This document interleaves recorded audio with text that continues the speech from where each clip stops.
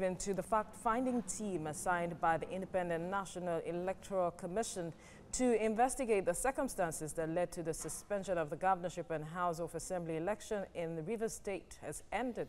The committee is expected to make their discovery public when they report back to INEC headquarters in Abuja, after which the Electoral Commission will take a decision. The team set up by the commission includes some national commissioners of INEC, other senior officials of INEC. A lawyer, Inibehe Effiong, is here with me to discuss this. Thank you for joining us on TVC Breakfast. Thank you.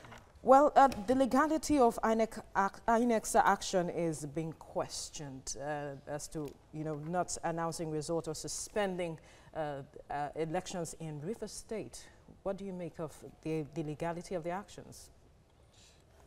Before I even comment specifically on Rivers State, INEC over time has been declining to declare a winner in some states. We have states like Kano and Sokoto and a couple of other states where results are still pending. Winners have not been declared.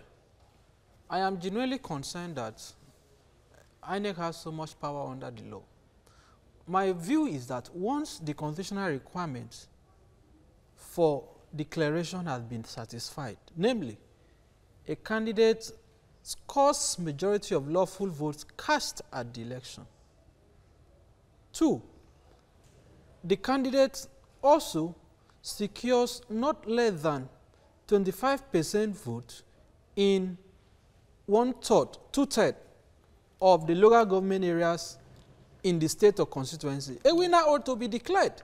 But we see situations where these requirements have been met. INEC will say, no. Holding back. We are holding back because votes have been cancelled in some polling units, and the total number of registered voters in those polling units are more than the margin of lead. And this has brought the question of the credibility of INEC as an institution that is meant to be, independent. I don't support this trend, this practice. INEC has to review this. The constitutional requirement is clear. What INEC is doing, though not strictly illegal, because the Supreme Court in a couple of cases has upheld the power of INEC to do this. But under the Constitution, that power is not there. INEC has that power under the Electoral Act and its guidelines. My view is that once these requirements are satisfied, let a winner be declared. History has shown that when these supplementary elections are held, it does not inspire confidence in the electoral process. What are you looking forward to now from the committee that was set up by INEC to go and investigate the happenings in Rivers State? It is a fact that there were incidences, there were allegations of violence, there were issues of disruptions of votes in several polling units in Rivers State. We don't expect INEC to ignore what happened in Rivers State. What we expect INEC to do is to look at the situation objectively, take a dispassionate decision. If, on the whole, the totality, the votes are credible, the registered voters in the polling units where election did not take place, will have substantial effect on the election. We expect INEC to go ahead and conduct supplementary election.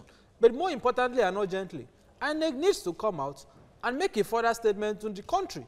48 hours has elapsed, INEC has not said anything, and this does not give confidence in the electoral process. Already both the two parties in the election, the two leading parties, are throwing allegations at each other. Okay. So INEC has to be able to intervene to resolve the quagmire in Rivers State. Inibehe Effiong, thank you for your time on TVC. Thank you for having me.